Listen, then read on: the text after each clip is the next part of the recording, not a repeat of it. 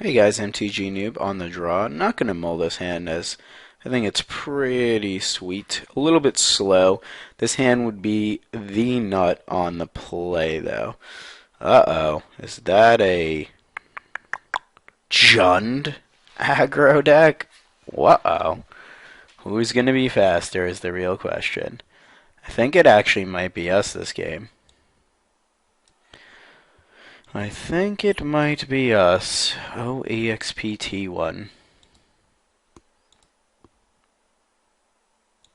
I gotta think of my line here. He's got better removal than me. This also might be the ooze deck, the predator ooze deck, which is gonna be problematic. All right, so my next line is gonna give me a red and a green. So I can potentially go this. That's fine. We're racing. We are racing, kind sir.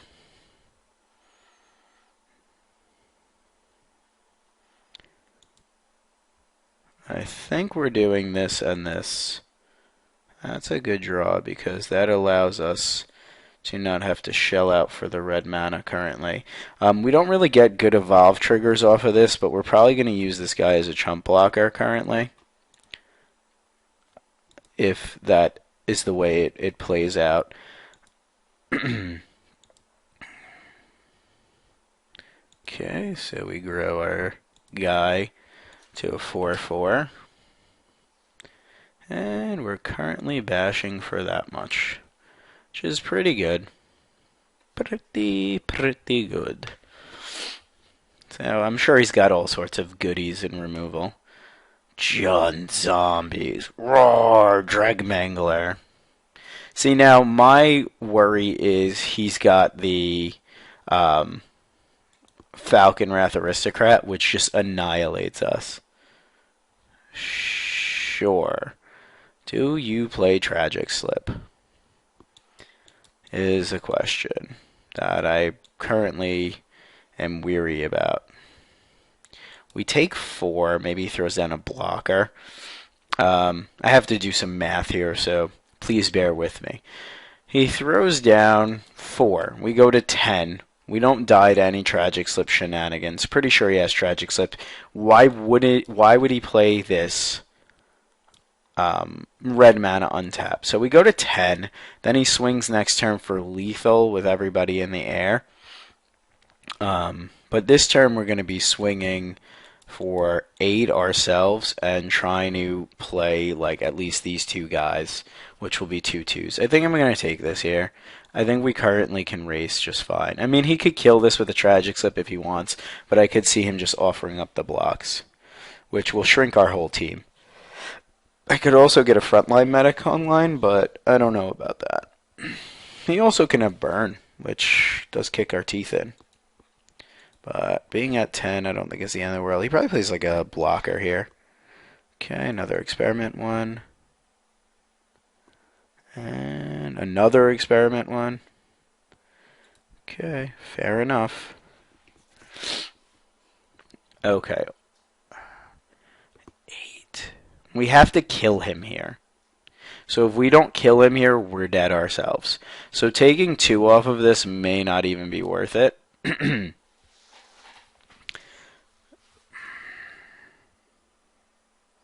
I mean, we could gunk up the ground. We're not going to swing with this guy. It's just a matter of this.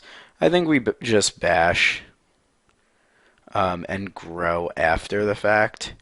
We can grow before, but that shows him our hand. And I'm not going to lose a mare to this.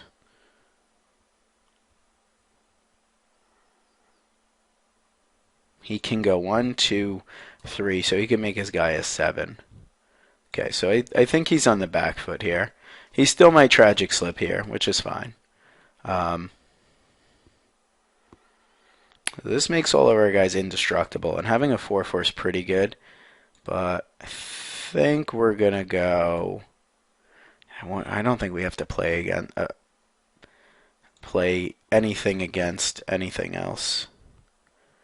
8 we should be able to be fine from 8.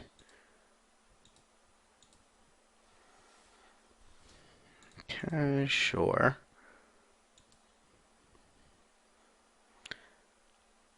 Aggro v Aggro. Something might be getting popped, which is totally fine by me. And experiment one. Alright, we are going to be doing some blocking this turn, no matter what.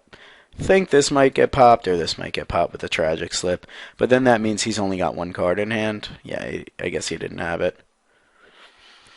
Stuff is getting blocked this turn, because I'm not going within a range of 3 damage. Because all I have to do is hit him with 2 of these guys. So I realistically would like to keep this alive. I mean, he's either all in or not at all. So let's make some blocks here that are not the worst. Block that. Block that. I think I'm okay with taking 2 here and going to 6. I don't think there could be anything he does that burns me out. I also don't want him to have a blocker back. So I think I'm okay going to 6. If he has land that's a red source and double Searing Spear, I played into his plan. But if not, I should be pretty good. Maybe I should have blocked just to play it safe because the return swing. Yeah, I probably should have blocked with the Boros Elite. I'm just worried that if he kills one of my guys, I can't hit him on the return swing for lethal, but then he'll have no hand and just a string of guys. So that was a little bit of a mistake. So if he has an untapped red source, and or a Brimstone Volley won't kill us, but he has to have, of his last 3 cards, double Searing Spear, Mountain. Yeah, okay. So I should have blocked anyway. He didn't have it, but that was stupid of me. Alright, so we are on the draw again, and I guess we got kind of lucky there. I think this is a matchup Reckoner comes in. I also think Flames of the Firebrand are good. These are good. I don't see him being able to deal with these very much. You know what, screw it, I'm just bringing in the whole sideboard again. I'll be that guy. I have to assume, although, it showed us last time that it makes sense that we're on the draw, we should leave in a lot of 1-drops. His late game is pretty good, and I need a way to deal with a Falcon Wrath Aristocrat, so I think bringing in these 5 is almost essential. I'm going to cut the Gore Clan Rampager because I don't really want to be in race mode.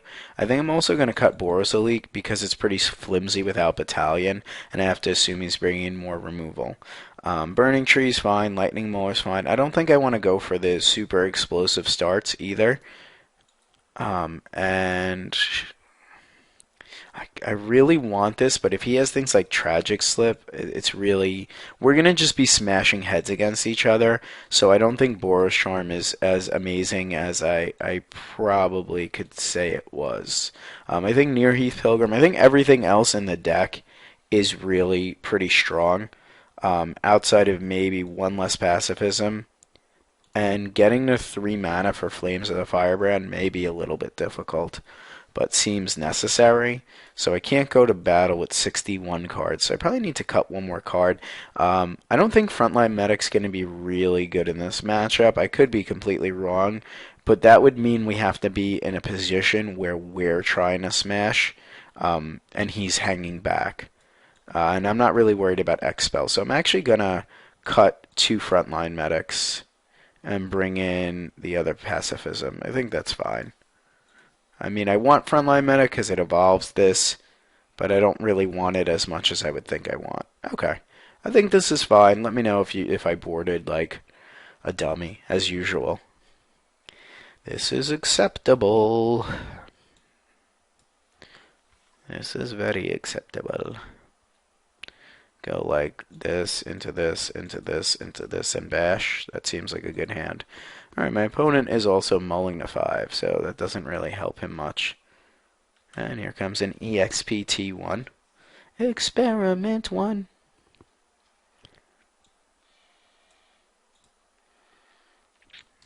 Okay, let's get our champion online. His hand becomes a lot worse if he just straight up kills our champion, but it becomes awesome if he just can't deal with it. Like, amazing.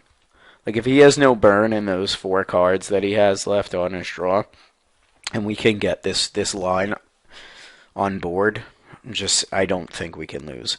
Like, if we go Mayor, pump this to 3, he doesn't deal with this, we go this next turn, and then pump this to a 4 and bash for potentially 5, and then go down Boar, and then this happens.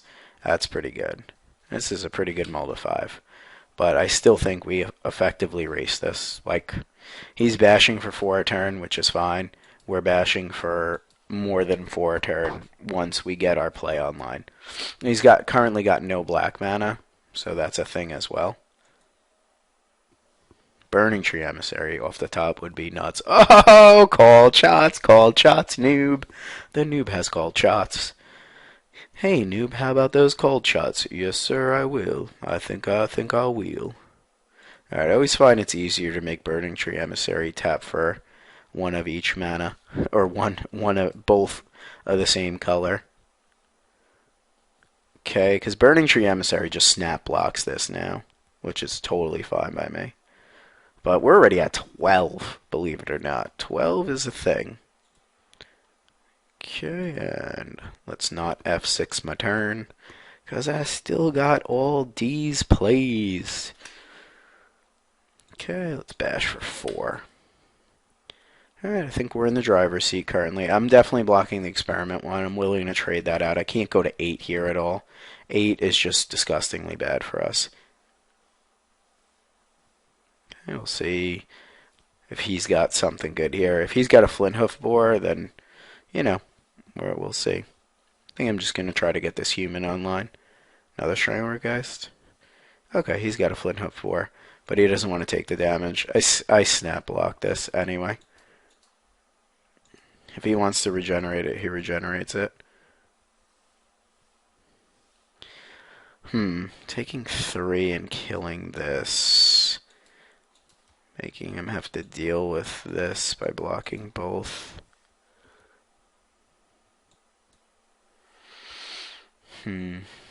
Debatable. This is very debatable.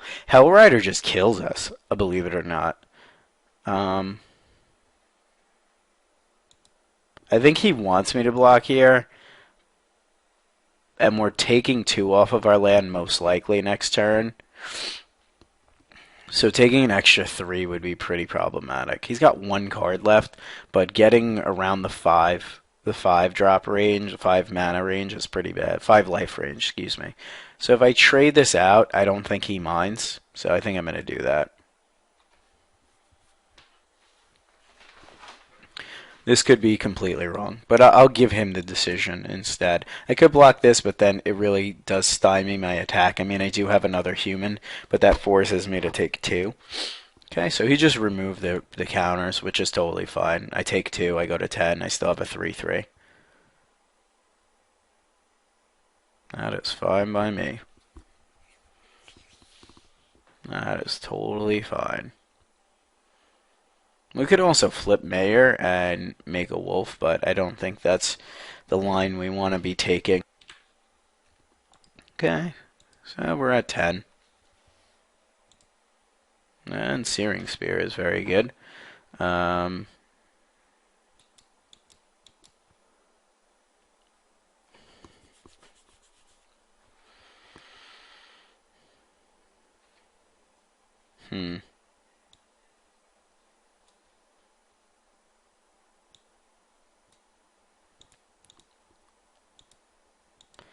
Okay, I assume he just snap takes this. I mean, if I don't know, like, if he wants to block, but I don't see him wanting to block. I don't want to take damage off of my guy here. Believe it or not, I'm going to hang back with Searing Spear because of the fact that he might have a Hellrider off the top here. This also flips and becomes a 3/3, which does shrink my guys. Okay, that's a thing, I guess. But he really can't come in here. He could come in with this guy, but not so much. He might spear my guy, which is fine. Because if he goes all into attack, I just kill him with a boar. So we'll see what he wants to do here. I can't realistically see anything but a swing with a boar.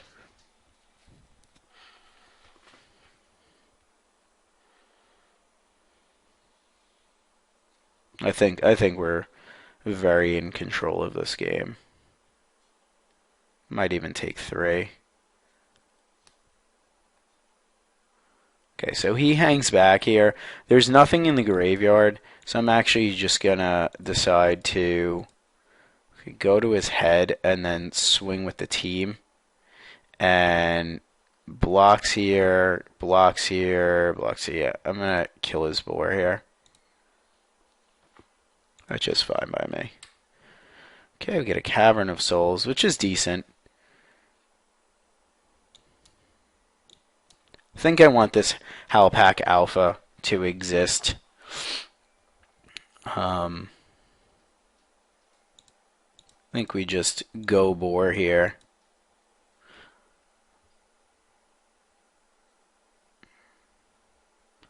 Just put him in Problemsville, hopefully.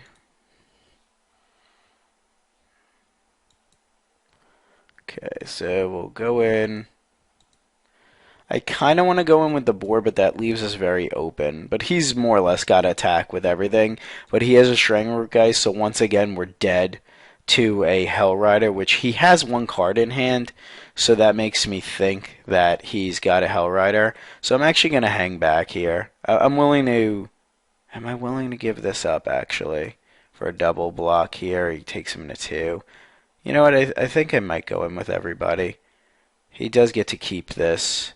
See, my question is, does he double block here? Maybe I should have speared this because it gets him some life. But I think if we go all in, we kind of put him in a really bad position. So we'll see his blocks. I got to tighten this up. I probably should have speared this. You know, he blocks there, he trades. If he double blocks here, I get rid of this, which is fine by me. I mean, he has to block. He's dead if he doesn't block.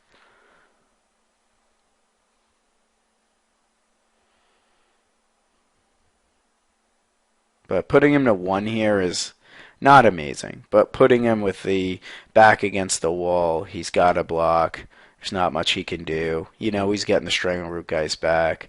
So Searing Spear here would be really a blowout. I mean, for a Mulda 5, this is pretty good.